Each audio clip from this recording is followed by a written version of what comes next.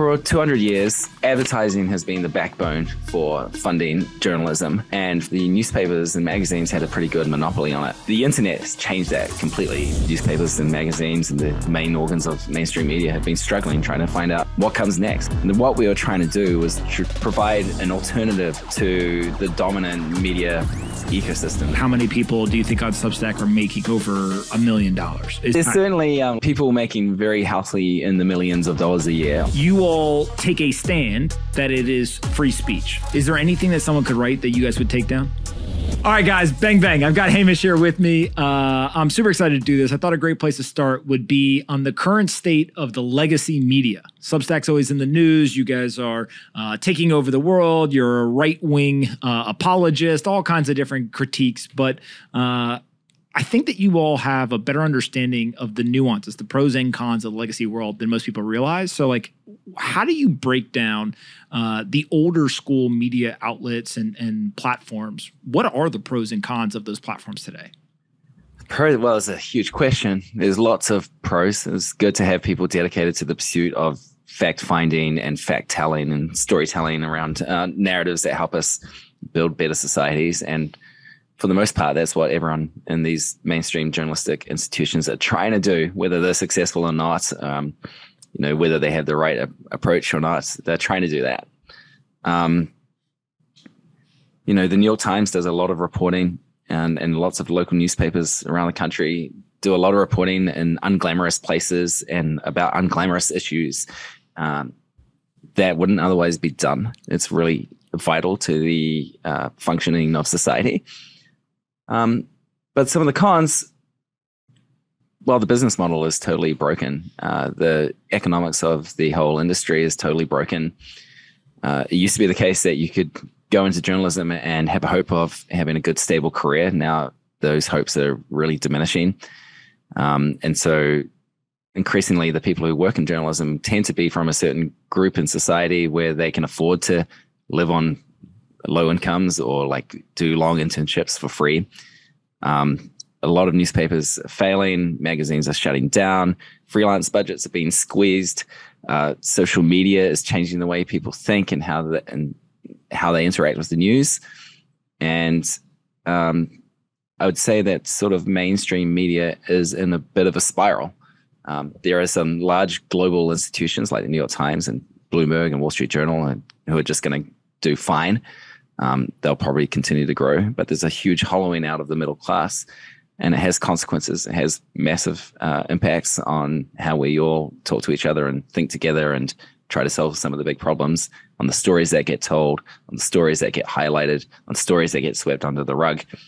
And I think we see the results of it in the low levels of trust that the public have in mainstream media at the moment. I think it's the recent surveys have shown that public trust of media in the United States, at least, is close to an all-time low. It's very low. It's like around 30% of people trust mainstream media. So when we think of these articles that are getting written or the topics that are being selected, how much of the quality in journalism is determined just by the topic alone? So when we see, Clarissa Ward in Afghanistan surrounded by the Taliban, war, national defense, insurgency, like these topics are very serious. They're very heavy. If you are going to go and tell them from the ground, it obviously involves danger. And I think many people, as you pointed out, would say like, oh, that's journalism. Whether, whatever that means today, that's what they would say. And then we see other beats or topics that people may write about, and folks are like, that's like the most unserious thing ever. Like, I can't believe that X outlet is writing about, Y topic. Is that fair to say, just like sometimes the topic that's being covered is different in terms of the importance that like the audience places on it, and therefore that changes the way people view, like, is it journalism or is it, something else? It all gets wrapped up together, right? Whether it's reporting on the new Harry Styles movie with Olivia Wilde and the big dramas around that, or about like the United States withdrawal from Afghanistan, it kind of gets called journalism. It kind of gets called the mainstream media. It kind of gets wrapped up with this certain emotion that people feel about the media.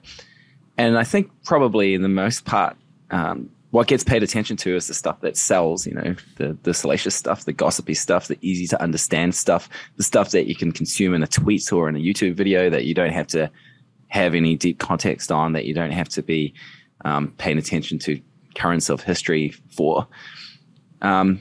So what I think might be relevant in the question you're asking is, people have a reaction to journalism these days, or the state of the mainstream media, and they're probably just reacting to a certain slice of it, and it might be the slice that they just consume most commonly, or they see most commonly appearing in their Twitter feed, and it's a filter. It's not the whole media. It's not the whole story. Mm-hmm. What about the business model? You mentioned that the business model is broken. What does that mean? For 200 years, advertising has been the backbone for funding journalism.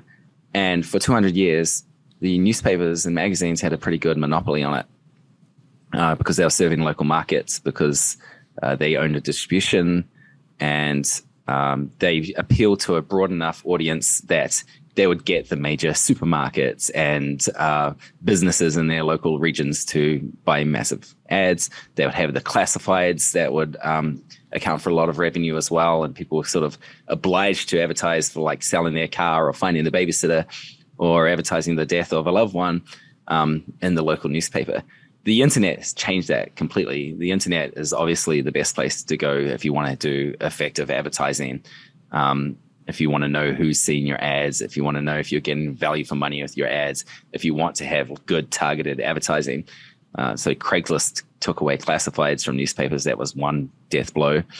Then Facebook and Google came along and did targeted advertising better than newspapers or radio or TV could ever hope to. And so the big support structure that helped fund journalism for 200 years has just been completely removed. And newspapers and magazines and the main organs of mainstream media have been struggling, trying to find out what comes next. Like, how do we survive in this new world where the internet is so much better at doing the thing that we tried to sell for so long? So when I look at many of the mainstream outlets, it appears that they are expanding in a couple of different avenues, or on a couple of different planes. The first is, it used to be mostly all written content delivered via newspaper. They've now pushed into digital, but then also they're pushing into video, they're pushing into audio. Like you see the type of content and the place in which it resides is evolving. And some of them have shut down the old type of content or place it resided. But for the most part, it's just been additive. They just keep adding more and more and kind of becoming this bigger and bloated thing. The same thing is true of the monetization methods. So there's still tons and tons of advertising. Now they're trying to add subscription, or they're trying to add physical products that they're selling in e-commerce and things like that. Is that something that is just a natural evolution of every business? Is like you kind of dominate or use a wedge to get into a market, and then over time you just add on more and more. And so this land and expand strategy is something that is a natural function of markets economics, and capitalism?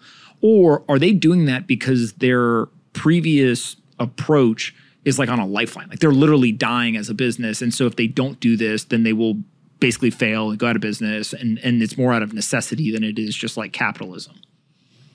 Well, the ones who are failing to do that, or don't have the opportunity to do that, are dying.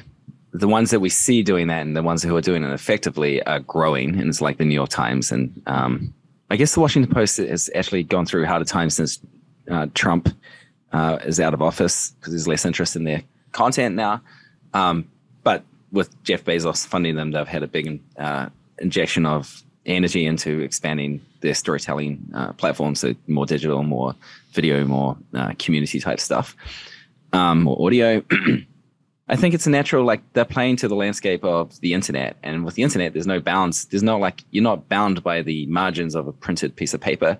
So you can do video, you can do audio, you can go global instantly, you can be on social media telling your stories there. They kind of have to do that. The subscriptions the pivot to subscriptions is a must. Like the advertising is going away. The New York Times does have advertising as part of its business, but it's a shrinking part of its business now, and subscriptions is a growing part of its business. So that's a definite business imperative and economic imperative. And it will change the way that these news outlets tell their stories and gather their audience, because the subscriptions business is different to the advertising business. The subscriptions business is more about delivering over the long term of a relationship where the relationship's quite deep. And the New York Times, I'd say they're, since pivoting to subscriptions, have become quite a lot more obviously ideological. And so they tell stories that resonate with their readers and that readers want to hear. They still do hard reporting and tell stories that not everyone wants to hear. But a lot of the stuff that brings these people is opinion or features where there's a strong point of view put forward. So I think all these things are basically changing because of the internet. And the ones that we're seeing changing are the giant success stories that aren't going to die tomorrow because everyone else is dead or dying. Mm-hmm. And as we see the content changing, I saw a study a while back, 3 or 4 years ago, where they went and they looked at the New York Times at the use of certain words. And it had pretty much been flat, and all of a sudden it exploded upwards. And the argument in the study, whether you agree with it or not, was, hey, when they went behind a paywall or started to use subscription, it changes the type of content that they write about because that audience wants to hear something. And if you tell them things they don't want to hear, they may unsubscribe. And so naturally you just kind of cater to them. And it starts to build an echo chamber to some degree.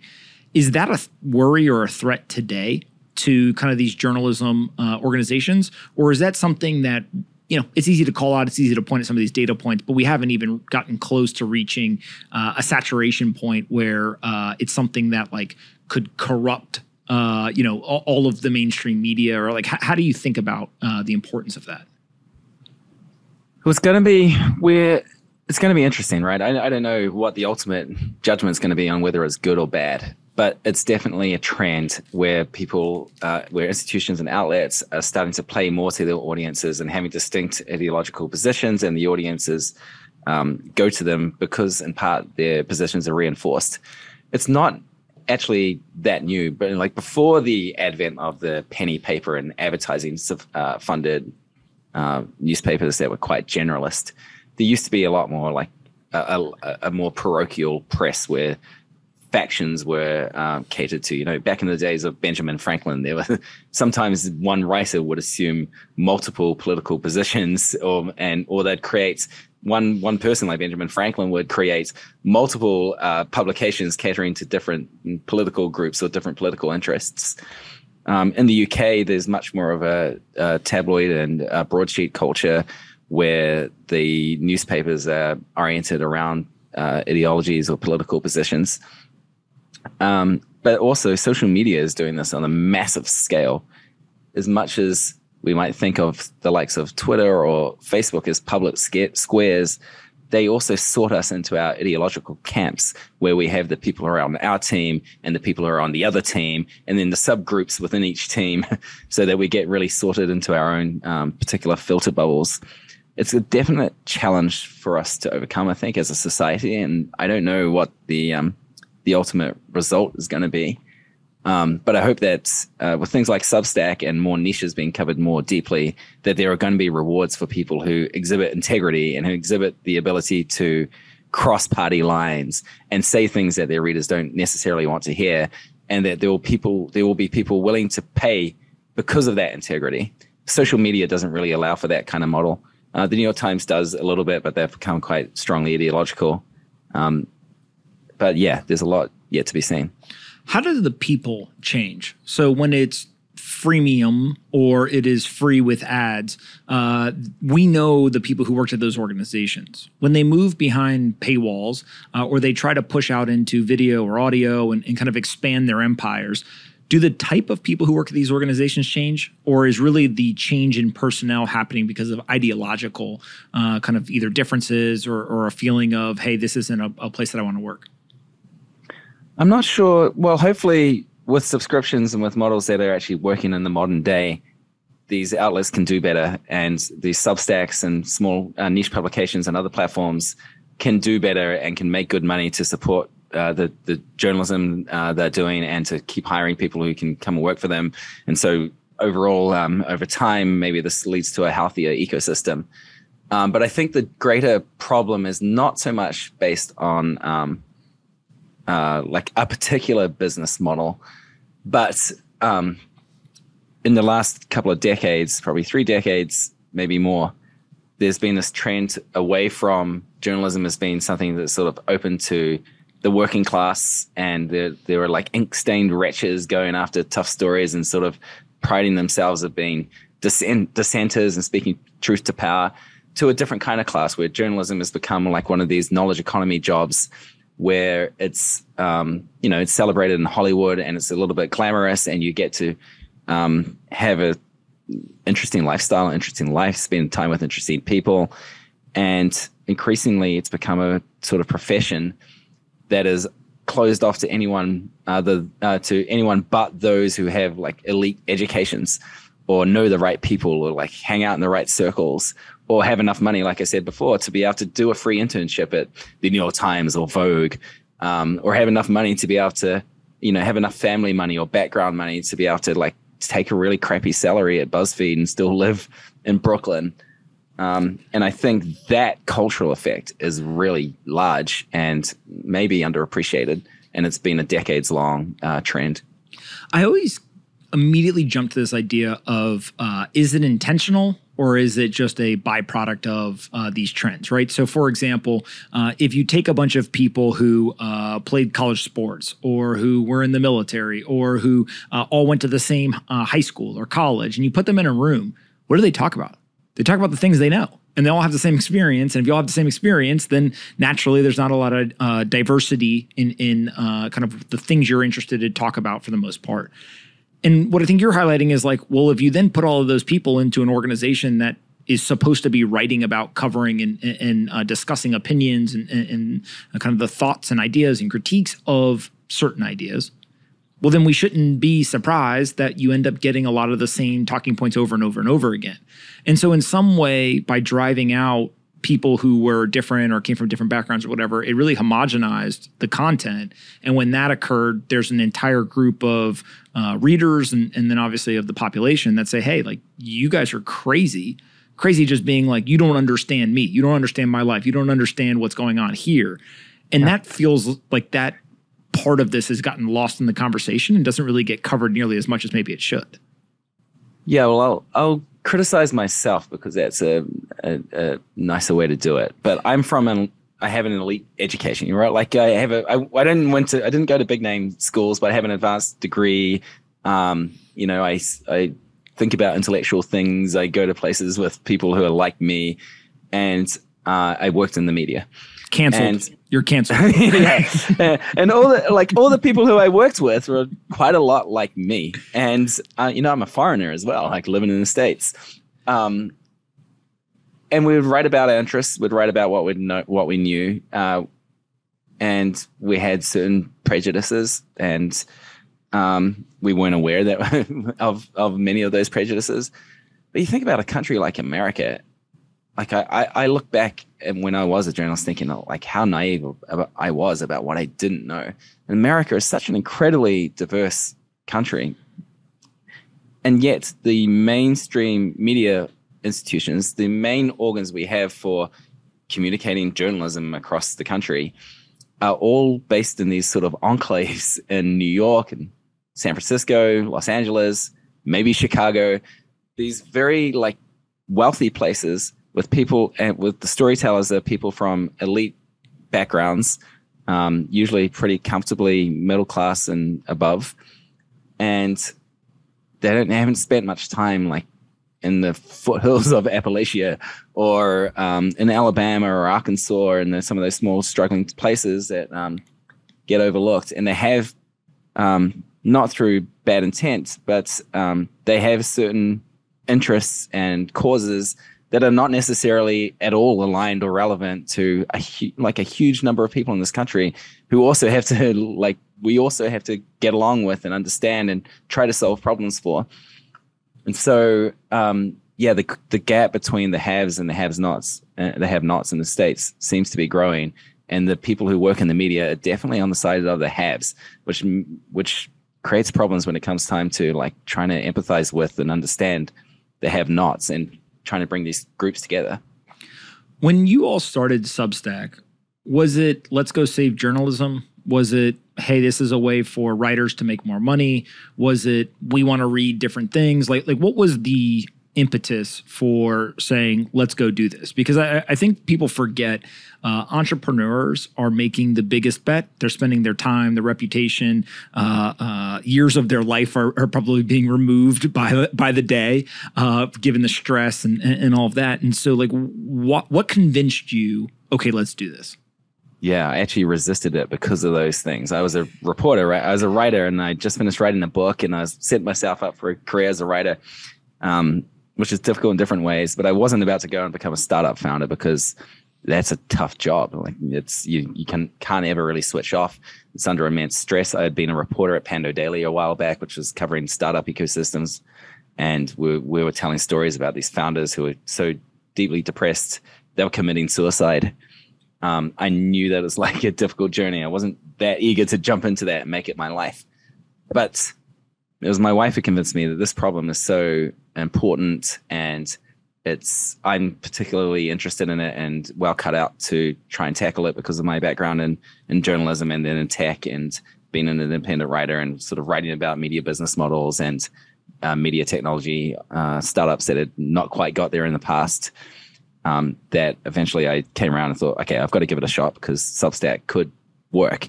And then what we were trying to do was to provide an alternative to the dominant media ecosystem, the dominant media economy, which we'd come to believe is broken fundamentally.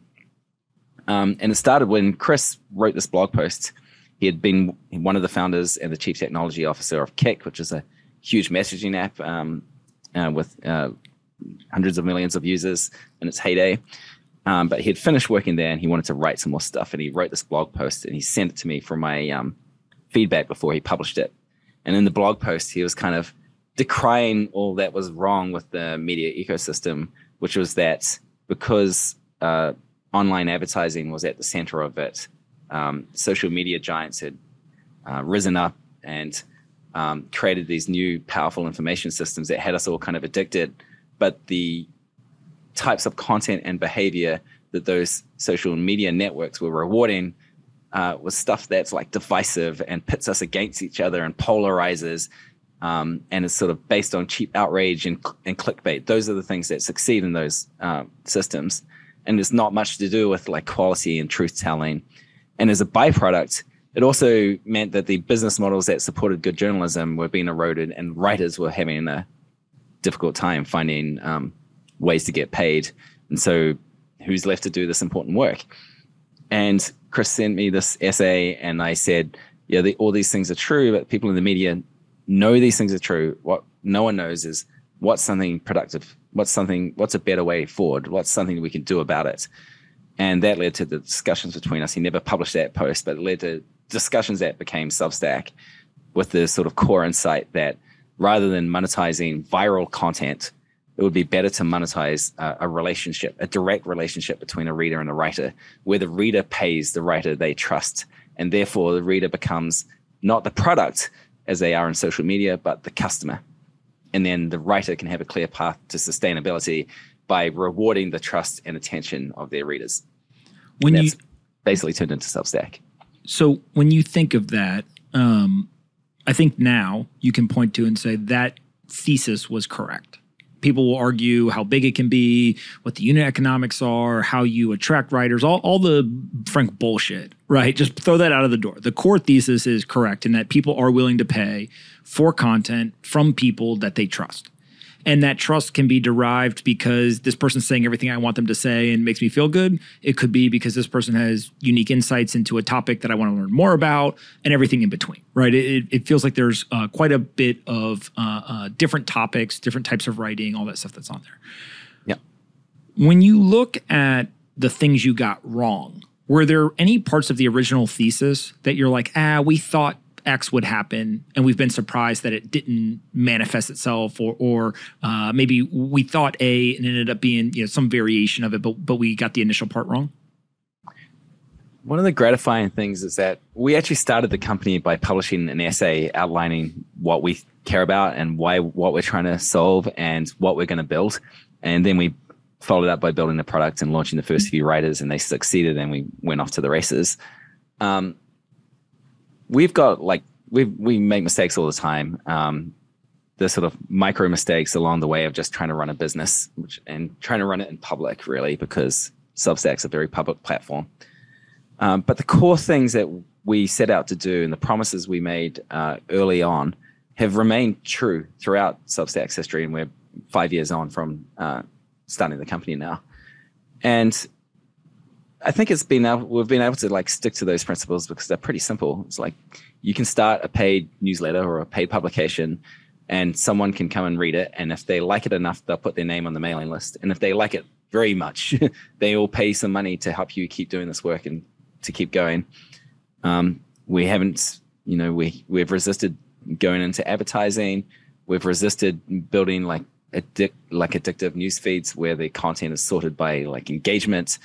We've just stuck to the simple principles of give writers ownership, let them have total control, and let readers have agency by deciding who they want to invite into their brain and who not to. And because of the simplicity of that, we haven't had too many major missteps. Mm-hmm. When you all started, I don't know, maybe I was one of the first 100, 250, 500, whatever writers on the platform. Yeah, I think you might have been the first 20 for sure. First 20, whatever it was, early. And I remember talking to you all. And first of all, you know that you're early when the founder messages you and is like, hey. Yeah. I'm like, okay, all right. Got it. We're not at a WordPress scale yet. But what I think resonated with me so much was there was a ton of stuff that you could have done. I remember some of our early conversations around like, well, what about this? What about this? What about this? And you all were always consummate professionals. You would say like, good idea, maybe later. It was never no, right? But it was very obvious that like, we have to get this first iteration correct. How much of that was driven? I know Bill Bishop was one of kind of the very first, very large success stories on the platform. How much of that was Bill or others saying like, this is what I need to be successful versus you being able to say like, if we create a great writing experience and then have the payment technology, like Bill, just write. Don't worry about anything else. Don't worry about the product. Like it works. And then the audience will come and we'll kind of go from there. Yeah, it's definitely a balance because we're opinionated about some things. Yes. We're opinionated about subscriptions being the thing to focus on, and that the writer shouldn't have to do any of the sort of difficult, complicated marketing or back office admin type stuff. They should just type into a box, click publish, and then money will magically appear in their bank account. And so we're trying to build a system that puts people on the rails to do that so that they do the right things by default without having to be publishing experts. But also, we've built very consciously around writers and through understanding deeply what they want. And that started with Bill Bishop, who was the first publisher on Substack. He writes a newsletter called Cynicism. It's about China. He'd been doing it for 5 years for free, never seriously made money from it, turned on paid subscriptions with Substack in October 2017 and immediately got to 6 figures of revenue on his first day. And with Bill, we were like sitting with him in a Starbucks, sort of trying to figure out how to take group subscriptions for him through this prototypical version of Substack that Chris, the CEO of Substack, Chris Best, was basically building himself. And we took Bill and we built the first versions of Substack completely around him. And there'll be some negotiations on things that he wanted and things that we wanted until we got to a point where we felt, okay, so some of this can be generalized now and we'll open the funnel a little bit, bring in a few more writers. And we kept on doing that. And oftentimes we'd find a writer who wanted to be the kind of pioneer for a particular product or feature. And you are one of them, Pomp. You are the prototype you provided the prototype for the podcasting on Substack. You wanted an audio feature to be able to do podcasts behind a paywall or audio like readouts of your letters. And so we built the first version of that for you, knowing that we wanted to do it at some stage, but not knowing when we wanted to do that. And so now you can host a podcast on Substack completely free. It's actually the easiest way to start a podcast that makes any money. is to do it on Substack, and you get all these other benefits with it as well. But like the podcasting features are so great on Substack because we first built them to serve this one customer and then took it from there. Yeah, what's fascinating about this is what we're talking about here is I remember like it was yesterday. We had a meeting. It was in New York City, and we were talking about a whole bunch of things. You guys were explaining the business and kind of where you thought the product was going to go and all this stuff. And I think I had a couple of asks, but the two that I remember vividly was I said, "Hey guys, it's obvious that I'm one of the early writers. It looks like it's growing. The 10% fee, I'm going to need less. I'm going to need you guys to bring that down." And it wasn't even a conversation. You're like, no. Like we are going to take the 10%. And some people would have read that as, oh, who do these guys think they are that they're going to just, be able to charge this like was deemed at the time as to be a high fee. But I took it as like, no, they know that this is going to be super valuable, and what they're going to continue to put behind that fee is going to only grow over time. And so they're essentially not negotiating against themselves. And it was I think that was the moment when I was like, oh shit, this is going to be big. Like they have a very specific view of the world and they're going to go implement that view. And then the second thing was the audio feature.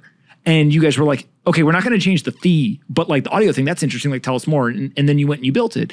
And so it's fascinating, I think, for a lot of entrepreneurs to kind of hear in the same meeting, you're able to have a very specific view and be very steadfast on things that you are not willing to compromise on. But at the same time, almost have like a blank canvas and say like, hey, but these other things, we have complete, feedback and conversation with our users, and then we want to go and build this. How do you decide what goes in either bucket? Right? Because I think that now that the user base is getting larger and larger, I'm sure you guys are getting emails every day from writers, podcasters, video, name your kind of content type that are saying, I want X. How do you sift through it all? Yeah, people tell us we're stupid all the time. We're like charging too much, or that not building this feature, or not doing ads, or not doing this thing, not doing that thing. There's a ton of opinions, but we've got these principles that we're steadfast on. Mm-hmm. And one of them's, an interesting example is that we don't let a writer charge anything less than $5 per month. You can actually work around it if you use a special discount that you kind of make permanent. But the reason we do that is because writers undersell themselves. They typically don't think they're worth anything more than $2 a month or $3 a month. And we're like, no, people are going to pay you $5 a month. You should ask for $5 a month. It's a huge difference to you. It's not that much difference to them. And we're making that our minimum. The same on the 10%. Like we know that 10% is more than pays for itself. It used to be just because we do your customer support for you, because the simplicity of the product saves you a ton of time, because Substack, you had some basic network effects. Like if someone's credit card was in the system, you're only one click away from being able to subscribe. They're only one click away from being able to pay you. And now we actually have some pretty major network effects coming online through recommendations and leaderboards and user profiles, so that now we drive more than I'll say more than a third. It's very conservative. More than a third of all subscriptions from Substack on Substack come from the Substack network directly, and more than 10% of the paid subscriptions. So that network is actually driving real dollars that you wouldn't have otherwise got if you're publishing on some other platform. But we just know that we've got some principles that we're not going to compromise on, and everything else is sort of product development. And we're listening to people. We listen to what writers want. We're not trying to be a white label agency trying to just respond to every user's every need, and therefore ending up with some sort of Frankenstein product that's kind of good for lots of people, but not great for anyone. We're here to build a great product and a great company, and that means saying no to lots of things. So you all, I think, probably get credited with really drawing the line in the sand. There is the mainstream media, and then there is the independent media, or the independent creator, or the solo creator, whatever terminology you want to use. It was a trend. People were starting to talk about this. There was, the Mr. Beasts of the world and things like that, but no one had really, I think, one, built a product to facilitate this in a unique way, and also two, it feels like you guys went from like, hey, somebody kind of lightly dragged their finger in the sand to like, you got a shovel and you really made sure people knew where that line was.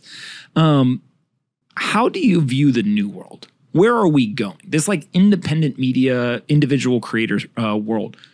Where is it headed? What is the North Star? What is the finish line on that kind of journey, which seems to be pulling away from in a different direction than maybe the mainstream media is?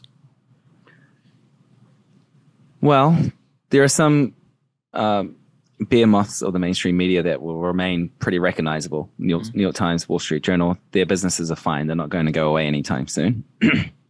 I think there's the attention economy media players like TikTok and Instagram and Twitter and the likes, where they'll be like all the way down one end of the sort of quality spectrum.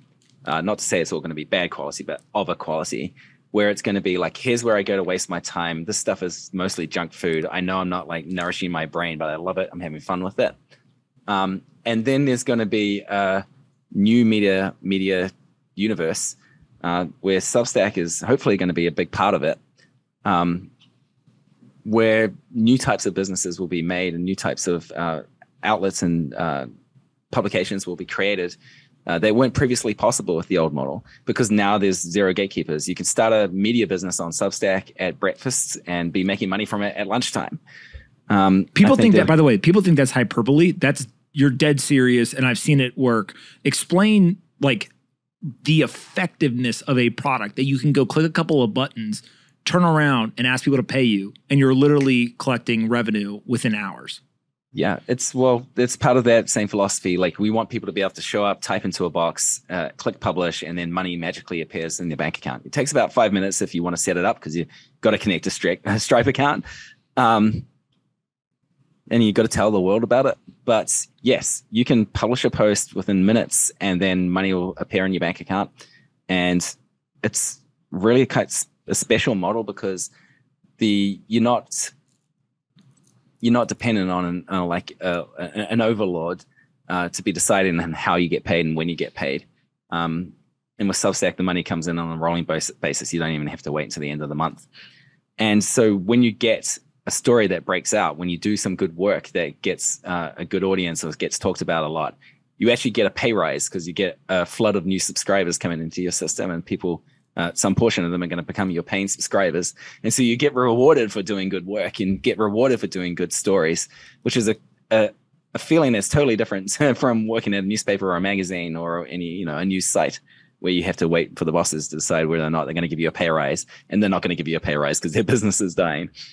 And so we're trying to remove all the friction from the product to make that process as slick as possible, as easy as possible. And that creates a whole new dynamic in terms of who's allowed into the media ecosystem, like what stories do get told, what communities do get served, how deeply do those communities get served. And that's a pretty exciting world. And I think we're going to see Substack and players like Substack have an impact on the media economy that's kind of like the impact of Uber and Lyft on the ride-sharing economy. Like, taxis existed before. Taxis were a big business, but they're nothing like the entirety of like the ride-sharing market with Uber and Lyft in there. And I think that Substack can catalyze a similar effect, a similar enlarging of their media ecosystem. New things are possible. It's going to be way more valuable than what we've lived with the last couple of 100 years. What percentage of people on Substack, it's their full-time job versus, hey, I write this once a week. I have another job, but I do this because it's a passion project. Yeah, there's tens of thousands of publishers on Substack, probably hundreds of thousands by this point, and most of them are sort of blogging, writing for free, and they're not intending to go paid, or maybe going paid is a one-day distant dream. And then there's a smaller class. I actually don't know the percentages of it, but there's a smaller class who make some pocket money. They can go out for a restaurant meal each month that they wouldn't have otherwise been able to do. And then there's some who are making full-time livings or good enough incomes that they don't have to take any other job. And then there's some who are like fabulously wealthy. And I don't have percentages off the top of my head. It's not that different from other media platforms where there is a Powell, or the big players at the top bring in the lion's share of the revenue across the platform. But there's an emerging middle class, and there are things that we're doing to help accelerate the growth of that middle class. And I think there are going to be services that appear in the future to serve this kind of ecosystem that will also help that middle class. Do we know if anyone's ever, but has anyone cracked $10 million a year yet? I can't say that. Okay. That must mean someone's close. It might be revealing too much. Okay. But there's certainly people making very healthy in the millions of dollars a year on Substack. So that was going to be my question, is about how many people do you think on Substack are making over $1 million?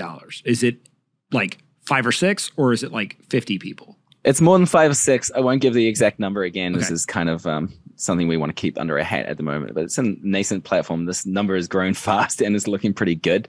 And what's really interesting to me is that some of these people, it's not a mystery. You can go and see who the top earning Substack writer is. It's on the leaderboards on Substack.com. It's Heather Cox Richardson.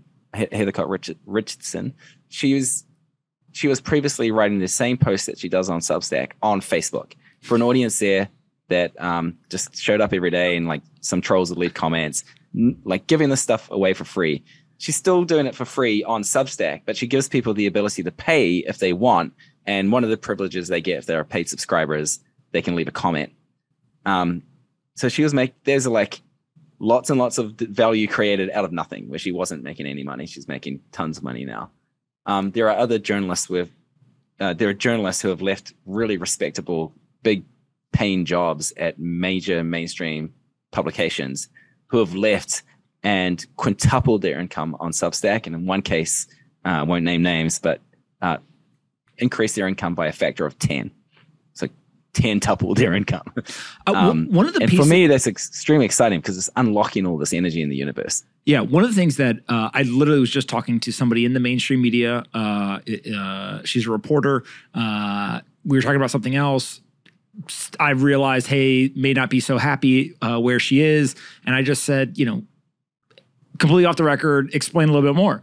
And where the conversation went was like, these mainstream media companies, they're brokers. That's all they're doing. They're brokering the attention from the audience with the work from the journalist and the value that is captured there, usually through advertising, but more and more through subscription or other means. They keep the lion's share. They keep like 95, 98%, sometimes 99%. They own everything. They own that person. They own the reporter's stories and IP. Like a reporter does a great story that breaks out and changes the world in some way. They don't get anything if that story gets turned into a movie, for example, other than like a name in the credit line. Wait, is that real? Well, in some cases they might be cutting a little bit, but yeah, like if you work for the New York Times and someone takes your story and turns it into a blockbuster sensation in Hollywood, you're not getting much money from that at all. New York Times is going to get a lot of money though. Yeah, I mean that is a whole other story and quite crazy. But I do think what you end up doing, which we see across the world, is you're taking out the middleman. You're taking out the rent seeker. Now, it's unfair to say that it's just a hand in the cookie jar type middleman, because they're providing services, whether it is the brand, the subscribers, the marketing, the operations, editors, like all these different things that obviously make it possible. But it does feel like a lot of folks believe that the economic value being captured may not be sufficient for the services that are being provided. Now, the reason why I say it in that way, there's a lot of writers who don't want to be entrepreneurs. They actually don't want to run a business. They don't want to do some of this stuff. And so you all have experimented with a ton of different things, which seem to be the things that everyone believes are controversial, from putting essentially down payments, I guess, or whatever you want to call it. Yeah, like financing deals for writers to get started. Yeah, because of that. or whatever. So it's like, hey, look, quit your job, come here. We'll basically provide some safety net for a certain number of months. You have to write X number of times, whatever the agreement is, and go. And let's see how big it can get. There's been things that you've tried around healthcare and all these other services. Yeah. Where have you all landed out? Like, how do you get people to do this who may not want to be an entrepreneur but can't just only write? They have to do something else. Yeah, and Substack model is not for everyone, right? And for some people, the newsroom model is the right way to go. Like, if they need the comfort and security of a newsroom, there's no judgment about that. For those who can succeed with the Substack model, and it's not just existing journalists, there's millions of people around the world who could do this. If they've got that, I've got to pay rent, and they've got that hunger to do it, then their chances of succeeding are greater than if they've just got a comfortable salary to rely on. So with the thing that you refer to as we call them Substack Pro deals, it's financing up front to help them to take away the risk of leaving their job or saying no to some other opportunities, so they can dedicate themselves full time to the enterprise of building their own media business on Substack. So we're kind of doing for writers what a VC might do for a startup entrepreneur. except we're demanding less and we're staying like it's totally hands off. We have no editorial influence on those people or anything. We did find some when you do that, some people do show up for a paycheck, and they're like reading it the wrong way because it's hard to get money to get like to do anything in media. And some people show up for a paycheck. But some people take that money and they're grateful to have it because that lets them get started on building their dream publication, or doing the sorts of writing that they've always wanted to do. And so you have to be quite careful with the balance of it. It's not just going to be, you can't just like spray and pray. And of course, some of the deals don't work out, and some work out famously. It's a little bit like funding a movie or funding a book or funding a startup in that way. But often what we've found is some of the best earners, many of the best earners, definitely most of the best earners on Substack never had one of those deals. They're just like backing themselves, taking the 90% from the start, because if you take a deal like that on the financing package from Substack, you only keep 15% for the first year, and then you revert to the standard 90-10 model that Substack has. And those people who are really backing themselves, they can succeed. That it seems that they have a greater likelihood of success overall, and especially of like out earning sort of whatever their modest goals might have been, and to make a ton of money on Substack through subscriptions. How do you think about the independent individuals versus the people who are building actual publications? I think some of the folks who have done very well on Substack now have 4, 5, 6 people, and I joke that like they're reinventing the newsroom, not like in a negative way. Like they just realize, hey, that works for them. Versus maybe Bill Bishop, I think he does it by himself, and has no kind of team or anything like that. Like, how do you balance that? And is either one what you're trying to do, or is it actually part of the beauty of Substack is you could do either depending on what works for you? What especially works well on Substack is if you're a solo artist or a small band, but not necessarily like the super band or the super group with many instruments in it. We do have some group publications that are doing really well. It just gets more complicated, and we think you'd be better off to have individual Substack than you then network together in their own way. But it is really gratifying to see some writers be on Substack and become so successful that they start to hire people. So Casey Newton has done this with Platformer. He's just hired a fellow reporter to work with him on the reporting and on the business. And Judd Legum's hired a couple of people to help him on his own publication, Popular Information. We start to see that happening more and more. And I love seeing that because it's the writers who are in charge. It's the writers who then become owners, and they're paying it forward. They're bringing other people along for the ride. But an individual Substack, while it can expand to have many contributors, and there are several that are doing really well on Substack, it's probably better to have it focused. And then the way I would like to see it play out is that people build networks. So you might have the Pomp ladder, and then you might have another friend who's doing something on Ethereum, and another friend who's doing something on like DeFi, and you decide to like band together in a way, kind of like a multi-channel network on YouTube, and help lift each other up, and maybe share some of the expenses of editing or marketing, that kind of way. And I think entirely new types of businesses can be built that way. And we're just seeing the beginnings of that on Substack now. I'm laughing. You mean like if you had the Pomp letter huddle up and the profile, and then you had this great feature from Substack where you could recommend each other, and when people signed up, exactly. Yeah, I imagine you're right on top of that. Yes. So like, what if you wanted to share an editor? What if you wanted to share a lawyer? What if you wanted to share an art department? What if someone came in and invested in your little conglomerate there to help you like go on and expand and start covering wine in Italy and all these other subjects? There's like, that's a pretty borderless way of expanding, rather than I'm starting a newspaper, I'm going to have these verticals, I'm going to have a ton of reporters and a ton of editors and a sales team, blah, blah, blah. It's a much leaner operation, and it's full of much more potential. Yeah, it's fascinating. I want to ask you the hard questions. So let's just jump right to the hardest one. What will you take down? Is there anything that someone could write that you guys would take down? Yeah. Like one of the things, and to caveat this, one of the critiques from the mainstream media, who the second they see that we publish this, they're going to run and they're like, oh, let's listen to what they're saying. Hey guys, is that you all take a stand that it is free speech, for better or worse. There's this element of like, hey, people should be able to write what they want. And I think generally have a negative view towards censorship and stuff like that. With that said, as with most of the platforms who do this, there's things like illegal content. There's things that may just like from a society standpoint, 99.9% of people reject as an idea or a sympathy towards some sort of ideology or whatever. Where do you guys kind of draw the line, or like what is the framework to evaluate content that gets into a gray area or maybe something that other people get upset about? Yeah, we have content guidelines that are where the terms are pretty narrowly defined. So you can't publish anything on Substack that incites violence. You can't publish porn. You can't do spamming. You can't do doxing, that kind of thing. And that's where the lines are for us. And it's if anything falls into a gray area, then trust and safety team and the founders discuss and decide, like, can it stay or can it not stay? But the problems surrounding those questions, I think, are a lot less acute for Substack, which is kind of this system where readers have control. They can actively opt into the publications they want to follow and opt out of the publications they don't want to follow, and they don't have anything forced against their will down their throat.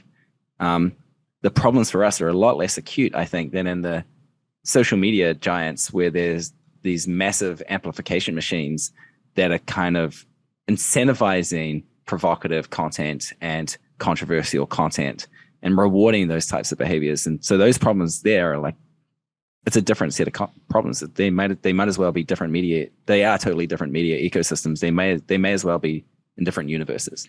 So doxing is like a really interesting one because we've seen the mainstream media over and over and over again. I'm going to say both sides of the ideological aisle dox people who run pseudonymous accounts, who have some sort of brand, and then they end up saying, hey, here's the person who's running it or whatever. And if you strip away all the political nonsense and the divisiveness and all of that, it's on one side, people are like, hey, that was a doxing of an individual. On the other side is the argument of like, this ends up being of public interest for ABC reason. So it's weird, right? And I don't think that we can point to and be like, this is the one rule that is always going to be applicable because there's so much nuance in every single case. But how do you all think about that type of stuff where it's like the mainstream media's maybe not response, but like their defense of something like this would be like, oh, it's of public interest. And like, actually, it's not doxing in a negative sense. It's like journalism. How do you think through that? Well, the journalist in me thinks that certain stories do rise to a level of public interest, that it's clearly defensible, that it's worth exposing information or shining a light on particular information that might not otherwise have been easily attainable. And there's no blanket rule, but I think it's incumbent upon the news organization in that case to make a strong defense and let the public decide. Yeah. I also want to call out that I'm asking you as one individual, and I understand there's a whole team of people who look at this. So I know that you don't have the exact answers, but I do think these are the questions, right? Like people are like, okay, cool. If we're going to take the media, whatever that ends up actually being, and we are going to strip it out of the hands of these organizations and we're going to give it to a technology company, like how do you do that, right? How does it actually operate? Yeah, well, for us, there is a legal definition of doxing, and it's something along the lines of, sharing phone numbers and I think private addresses. And if it's just a general member of the public, then you should be you should be careful about that. But I do think it's not impossible for even an individual Substacker to make a case that this is in the public interest, and you have to take it on a case-by-case basis. Talk to me about audio and video. What are you guys thinking there outside of just writing? Everyone knows you for the text-based kind of email newsletter with a paid subscription, but you're pushing into these other areas. What are you thinking on audio and video? I don't think there's much difference between audio, video, and text in terms of what's the value to an audience. Like the person, I've said this to you before, Pomp, like people are kind of subscribing to you. They're not just subscribing to the thing you write. And so they'll be just as happy to get it, or maybe a different group of people would be happier to get it if it's an audio or it's on video, or if it's just you in a discussion, a live chat, that kind of thing. And I think that the business model there is certainly can accommodate the variety of those relationships, no matter what the content is or no matter what the format is. So Substack is like, we've got first-class podcasting features on the platform. It's free to host and distribute a podcast on Substack. You can have paid episodes or unpaid episodes. You can have comments attached to it that go out with a post where you can include other video and all that sort of stuff. We will do exactly the same for video. We have a beta product for video at the moment. You can have subscriber-only video. It lives in your Substack. It's in the Substack app. You can have a discussion thread if you just want to like have a conversation with your subscribers. And yeah, I don't think the actual content type is the thing that makes it work. It's the voice behind it. It's the distinctive worldview that's behind it. It's the quality of thought that's behind it. And so we'll keep expanding the platform to accommodate all of those things.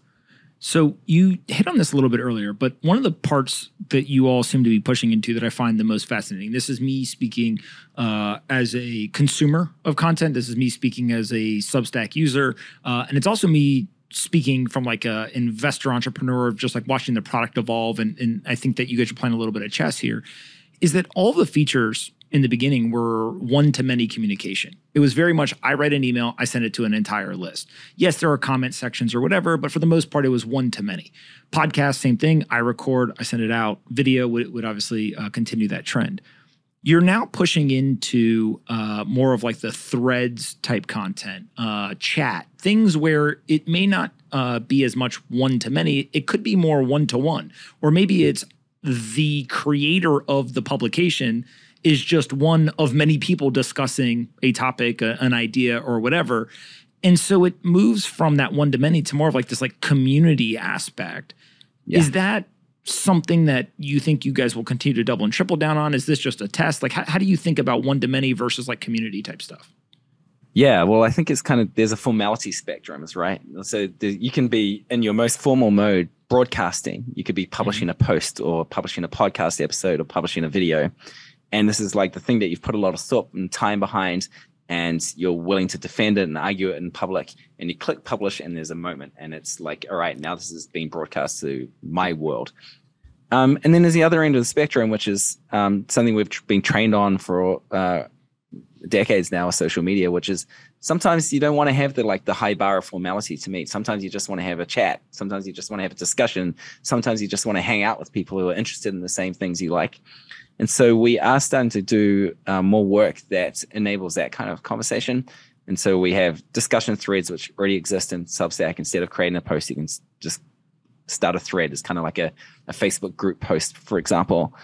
And in the Substack app, we're piloting a feature that allows you to have an even sort of more informal chat with your subscribers. And maybe one day that might be a subset of your subscribers, or maybe one day you just want to, like, you as a subscriber just wants to chat to one other subscriber from the same publication universe. And again, I see the model being really interesting for that use case. Like, who's doing paid chat? Discourse, I guess, in a way. I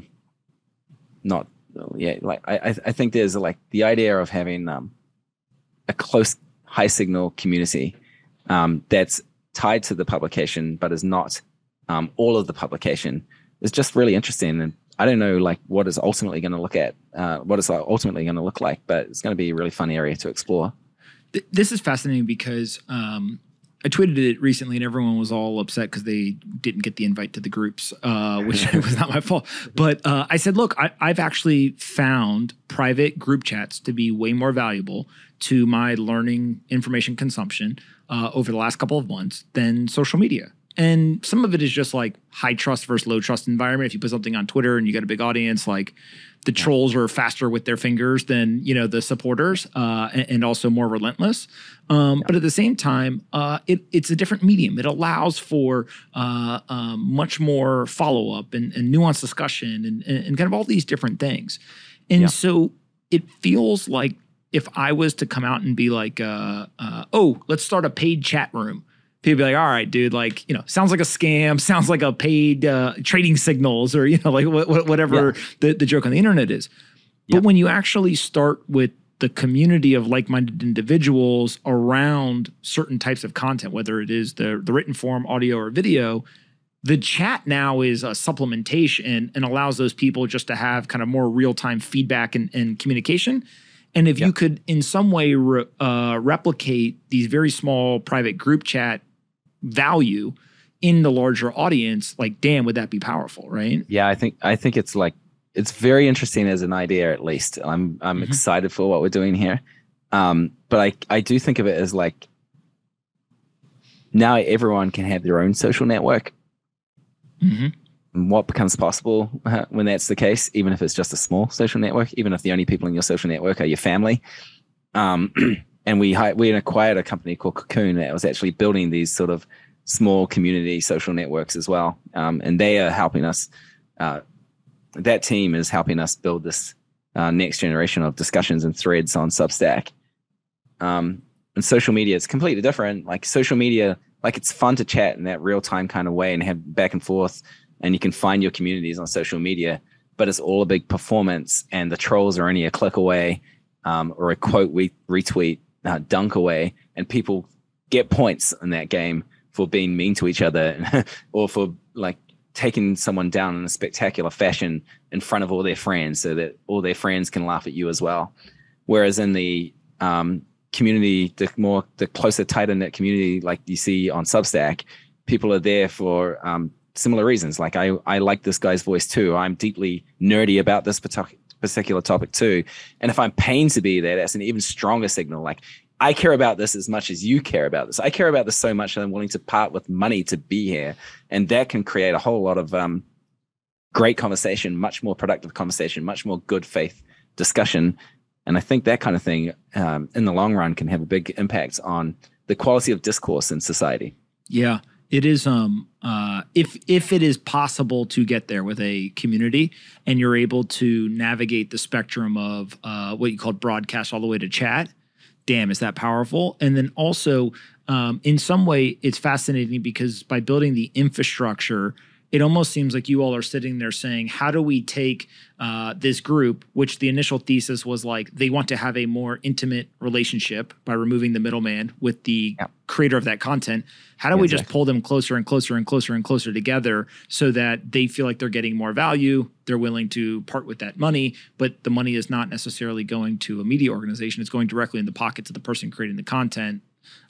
Which obviously changes the incentives of the content that's created. That's kind of the magic of the internet.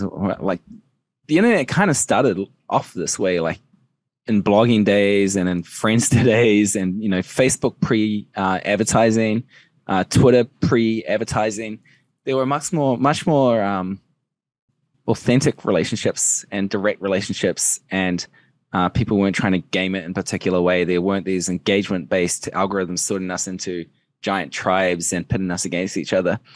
But the internet, so we've the last decade of the internet has been such a rough ride that we've all got these sort of scars and bruises and reflective hesitancies. But the internet can be amazing. It can connect people globally instantly around particular topics, some of which are deeply nerdy and hard to find friends and otherwise, or hard to find fellow travelers and otherwise. And so it'd be interesting. Well, I'm very interested and hopeful about what this looks like when the monetization structure for this is not advertising, but is direct payments. So that really you are as the reader, you are the customer. You're not the product. You're not being gamed for some other purpose. And that the writer gets rewarded based on how well they respect your attention, or the manager of that community gets rewarded for how well they manage that community and the interests of that community rather than the interests of the advertiser. I think it can go to some fascinating places, and I don't think we've really seen the potential of the internet yet because it's been short-circuited by this other model that has sent us on a 20-year detour. Are you at liberty to say what the craziest idea you guys have thought of is? Oh God, we've thought of some crazy ideas. Maybe one that you thought of, but you guys aren't going to do as of right now. I really want to get into book publishing. I really want you to be able to click a button and have a book in the same way that you can click a button and you've got a media company. You've got you publish. You've got your post for the day. You've already written it. That's the hard bit done. Then you click a button and then everything, the post goes out into the world and money comes to you and subscribers come to you. I'd like to have the same effect with books. So you're a writer, you've written a book, you upload it essentially, you click publish, it comes out perfectly designed. It's got a price that you've selected. Anyone can come to your Substack and buy it. It gets distributed and marketed to your mailing list. It gets put in all the stores everywhere. And then you get the lion's share of the sales revenue.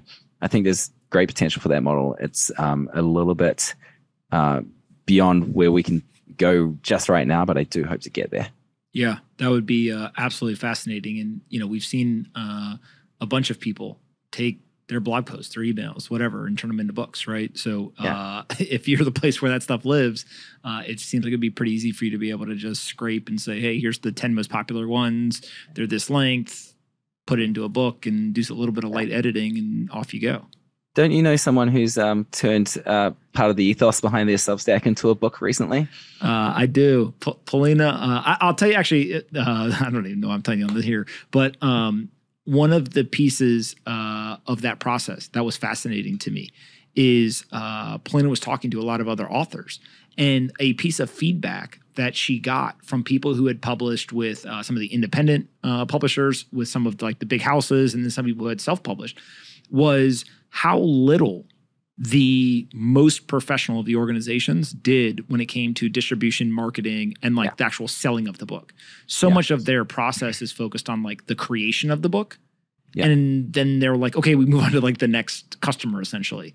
And I think that was surprising to me. Like I would have thought most of the value of what they were providing to people was like, we'll help you sell the book, we'll promote it, we'll do all this. But it seems to be the opposite, which is weird. It used to be a lot more like that. And they're not actually acting in the writer's interest most of the time. They're sort of acting in the company's interest. And that is expressed by them deciding to really put all their marketing resources behind the books that are already showing signs of being the winners. And so if you don't sell a ton of copies in your first week, then all the marketing support will get pulled from your book and put onto the book that is actually starting to move some copies. And so the winners get really big, and the ones that don't have fast starts don't get that much support, by which point, like, you probably would, you'd be better off just going your own route and self-publishing.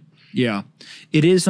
It is very interesting to see. I recently posted a video, and it was a desk with a bunch of stuff all over it in a computer. And then over 30 seconds, it basically took all the things on the computer or on the desk and put it into the computer. So it took the calendar off the wall, and it was an app on the computer. It took the globe, and then it was Google Maps, and it basically erased everything off of that desk from 30 years ago. And it was essentially visualizing software eating the world. Yeah. What you're talking about is almost automation. Like how do you automate the book publishing process? Well, the first principles component is like, well, where do you get the content to start? And so there's not that many companies, Substack being one of them, but there's not that many others that can say like, well, we are where some of the content lives that people actually write their books off of, or they kind of create these collections. And so you have to be a very unique company to be able to get to the automation of a book, because you have to start with the kind of source material. Yeah, I do think it's kind of similar to the software in the world metaphor that you're using, is that like a lot of publishers book publishing somehow hasn't caught up. And maybe it's because people look at the book publishing market and see that it's so much in trouble that it's not that interesting to them. And like, why are they going to try and make books publishing as efficient as possible? Amazon's done it with Kindle program. That has its own, in the Kindle Publishing Direct program, it has its own particularities, and it's its own kind of closed ecosystem. But to me, it seems so easy. You wouldn't want to take the humans out of it completely, especially you want a good human editor and a good human designer, or probably a good human designer. Maybe generative AI can do something for you. But then the marketing and the distribution of the book and the getting it into people's hands and the price setting, I don't know why you need a massive publishing house to do all of that anymore. And I'm waiting for some platform to unlock the energy there and just make it super simple for a writer to publish. They don't have to know anything about design. They don't have to know anything about marketing. They don't have to know anything about distribution. I hope Substack can be that company, but it seems totally overdue for me. You mentioned generative art You did not say generative newsletters or generative words. Have you seen anyone do it yet? And do you think narrative science has been doing that for a while? It's like probably one of the easier things to do, right? Like come up with a piece of writing that a computer can write based on the data points. And I think we are starting to see like generative art versions of that with fiction and stuff. And I think there will be like if you're following real estate markets or you're following sports, I think a lot of the great stuff to read in the future will be written by AI. But I don't think that's going to obliterate the need for human voices. In fact, maybe it even leads to more demand for human voices. Yeah, there was a company in North Carolina a couple of years ago. I'm going to forget the name of it, which I apologize to those guys. But this guy Robbie and Joe. It's probably narrative science. Those guys are in. Are they? North Carolina. Maybe they changed their name. It was automated something or whatever. Oh, maybe automated insights. Maybe automated insights. Yes, that what's the name of the company? And when my mind was like, "Oh shit, this is a thing," is they had done a deal with Yahoo for Yahoo Fantasy Football. Oh yeah. Every single game that was played, like if you and I were in the same league and we had a fantasy football matchup on Monday. On Tuesday, I guess, we would get a report that was an article written about how our matchup went, and it was all auto-generated. Yeah. And I was like, oh my God, they're creating like millions and millions and millions of articles every single weekend. Yeah. I don't care how much money you have. You could not recreate that with humans. Yeah, and I think that's with pretty basic technology by today's standards as well. Like you can imagine the color and flair that are like a really smart AI might bring to that. It's going to be an interesting world. Yeah. What about taking like the written content on Substack and auto-generating audio or video or trying to do some of that stuff? Have you all explored that, looked at, you're laughing, so I'm assuming that there's some good story here. Like Chris just sent a text message about this the other day, saw something online and said like, what about this? This prompts so many ideas. And so, yeah, it's very much at the like text message or Slack message level of ideation, but super interesting, isn't it? Like, can you take a podcast episode and with one click market it on social media through like the right mix of audio and visuals and maybe text? Or can you do the inverse? Can you take a piece of text and turn it into a piece of audio that you can then use to market the publication or the story or even tell the story? In fact, on Substack already, and you can click the little headphones icon on any post and a robot will read it out to you. A convincing robot with a nice voice will read it out to you. Or you can choose to override it with your own voice and your own narration, which is even like a higher quality, a higher value item. So yeah, I think that sort of stuff will definitely, that's coming. I'm quite excited about that. Can I give product feedback live now? And you can tell me dumb or not? Tell it to the boss. I think it'd be pretty simple. I mean, you have to build the tech to do it. But if people basically said, hey, I want the ability to turn the text into audio with my voice, you probably could come up with like a script. And it's like, hey, sit down for 25 minutes, 30 minutes, read these words into a microphone. Substack's able to then take it, build out, okay, here's like the voice model. And then you just like drag and highlight the part that you want it to read, right? So like when I send the email, I don't want it to read the whole thing. I just wanted to read like the opinion piece.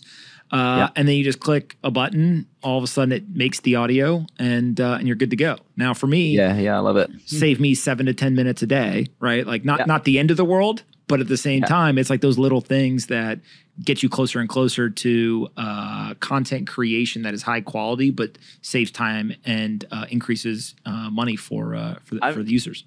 I love it. I'm not enough of a genius to know how much like modeling you'd need before you can get the take Chris plausible voice. Like one night. Yeah, those other guys will figure that out. But it's kind of like FaceTime, you know. I don't know, what is it? Face ID on your phone. Like make sure you like show you the phone your face from all the angles. We'll get your voice from all the angles until we've mastered Pomp. And then actually, like, what do we need you for? We just get an AI to write your articles based on the words you use all the time, and then an AI to read out your thing, and then you can just go sit on the beach. We're joking, but I do think this is going to be sequential, right? Like now it's okay. Humans do everything. We see with the generative art, like, okay, shit, this is cool. This is powerful. Like how people will use it is still up for decision, but like it's cool. Yeah. Taking content that you just created and then automating it into other mediums seems to be like kind of a no-brainer, right? And you see this with people like taking definitely. audio, turning it into a transcript and vice versa, whatever. But what the next leap, which you're talking about of like, okay, type in one sentence and then it writes the entire article for you. I think the technology is probably there where it can create something that like generally talks about it. But part of the value of an individual's Substack at the moment is that it's their unique thoughts, right? Kind of to your point about like they're subscribing to X person. And how do you recreate that? It's to some degree like the creativity or the original thought is the hardest thing for the computer to do. I say that and then somebody will build a model and it'll like be smarter than all of us. It'll convince us that it's creative and original. Yeah. Yeah. So like it does feel like, okay, we went through kind of, I don't know, step one. Step two now, it's like very obvious to see in the next year or two, maybe 3 years, you'll be able to kind of click buttons and automate into other mediums. But the from scratch generation seems a little bit further off. And there's like weird ramifications. Like there's positives and negatives to that world that I don't think we quite understand yet.